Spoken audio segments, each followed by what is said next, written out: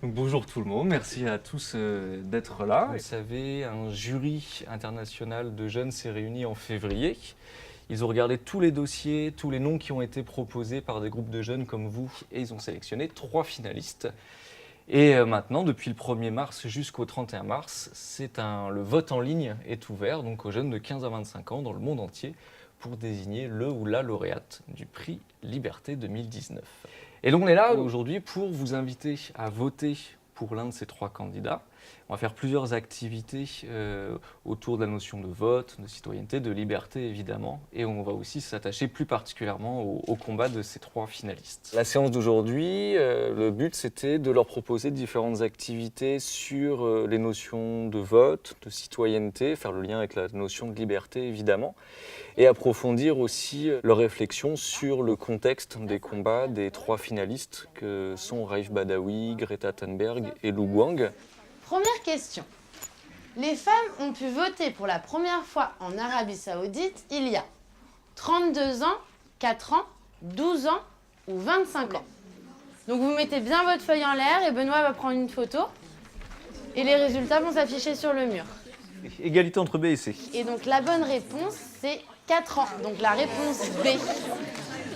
Le but du quiz, c'était d'avoir une première approche à la fois ludique et pédagogique sur la notion de vote, à la fois la notion de vote dans l'histoire et dans le monde, la notion de vote et d'inclusion, la notion de vote et de citoyenneté numérique, qui sont des notions qu'on voulait vraiment associer au thème de la liberté. Et le but, voilà, c'était d'apporter quelques connaissances qui permettaient ensuite d'apporter un débat sur ces questions-là en fin d'atelier.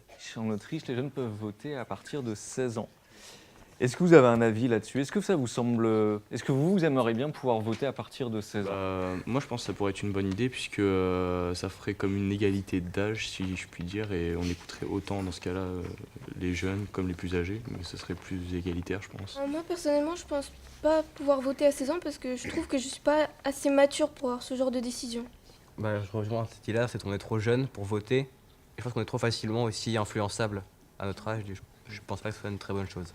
Peu importe l'âge, on est tous influençables, donc en soi, jeune, c'est pas grave, quoi. Parce qu'à notre âge, on s'intéresse pas encore assez à la politique, on n'est pas du tout dedans, on pense à autre chose et on n'y est pas du tout intéressé, donc on ne sait pas ce qui se passe. On parle du vote, est-ce qu'il y a d'autres façons, pour vous, pour un citoyen, n'importe, d'exprimer son opinion, son avis? Maintenant, il y a Internet, parce que tout tourne sur Internet, donc je pense que ça peut être un bon moyen. À propos des réseaux sociaux, parce que je suppose que vous êtes à peu près tous sur différents réseaux sociaux, est-ce que ça vous semble être un bon outil pour exprimer son opinion, partager son opinion? Sur les réseaux sociaux, ça peut être très anonyme et ça engendre beaucoup de haine, donc je pense pas que ce soit le meilleur endroit pour dire vraiment ce qu'on pense. Donc si je résume, c'est un plutôt bon outil, mais qui est mal utilisé.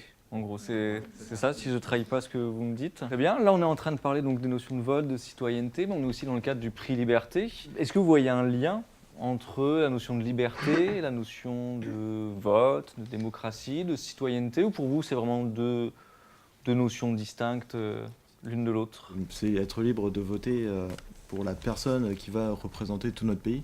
Donc oui, pour moi c'est lié.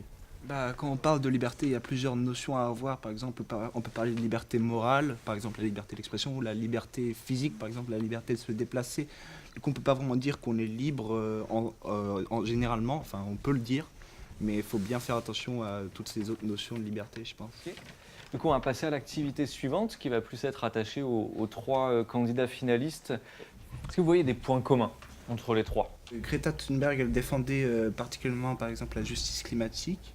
Raif Badawi, il défendait la liberté d'expression en posant son avis sur les religions. Et en fait, Lu Guang, il agit un peu comme un milieu entre les deux, car il défend l'idée du climat et de l'environnement grâce à ses photos. Et en fait, il a été ôté de sa liberté d'expression, justement, suite à sa disparition. Greta, je vois pas en quoi le climat, c'est une forme de liberté. C'est ça que je comprends pas vraiment. En fait, son combat, c'est plus précisément qu'un combat contre le réchauffement climatique, c'est un combat pour une justice climatique.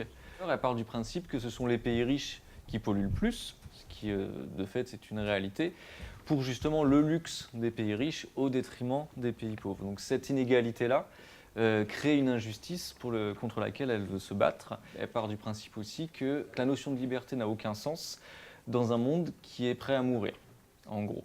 Et que si on ne fait rien, on ne pourra de toute façon pas vivre dans un monde libre. On va vous imposer un finaliste et on va vous demander de réfléchir ensemble pour écrire une publication sur un réseau social, celui de votre choix, pour défendre le candidat que vous avez. Ils ont été répartis en groupes de 4 ou 5 élèves et ils devaient ensemble réfléchir à des arguments pour convaincre de voter pour telle personne. Ce combat me touche, car selon moi, la liberté de culte est primordiale dans la démocratie. Sa façon moderne de traiter le sujet par le biais de son blog permet au monde entier de connaître son combat. C'est un grand homme de l'ombre qui mérite une reconnaissance. De plus, il milite pour des causes internationales et non locales. C'est pour cela que nous appelons au vote pour que Raif Badawi soit reconnu pour ses actes dans le monde entier et que cela entraîne une éventuelle libération pour laquelle combat déjà sa famille. Du haut de ses 16 ans, elle se fait comprendre par même les plus grands. Son combat est simple, lutter contre les actions que l'on ne fait pas pour le climat. Elle ose s'en prendre aux chefs d'État et à leur inconscience. Votez pour cette jeune battante, Greta Thunberg. Il dénonce ce que le peuple ne sait pas et ce que le gouvernement veut cacher. À travers ses photographies et ses reportages, il montre la pauvreté, la pollution ainsi que les maladies comme le sida. Il combat pour la liberté d'expression et met sa vie en danger. Lu Guang est très courageux puisqu'en Chine c'est une dictature et qu'il savait qu'à tout moment il pouvait avoir de grosses conséquences, comme mourir par exemple. Mais ce n'est pas pour cela qu'il a renoncé à son combat, donc votez pour lui afin qu'il y ait plus de chances de le retrouver et de le soutenir ainsi que sa famille. On va arriver à la dernière phase qui s'appelle donc la phase de vote, où on va tous vous inviter à voter. Vous allez vous connecter sur le site, vous avez rentré l'adresse. J'ai trouvé la séance très pertinente, surtout par les quiz et les activités proposées. Le prix Liberté, je pense que c'est une bonne chose. C'est une première initiation à la citoyenneté. C'est un prix qui transmet beaucoup d'émotions, car on peut voir que beaucoup de gens défendent la liberté, mais partout dans le monde. Et c'est ça qui est très impressionnant. Alors je trouve que le prix Liberté apporte beaucoup de connaissances et aussi des compétences. Le prix Liberté, c'est quelque chose de valorisant, d'épanouissant et quelque chose qui met en valeur tous les défenseurs de la liberté.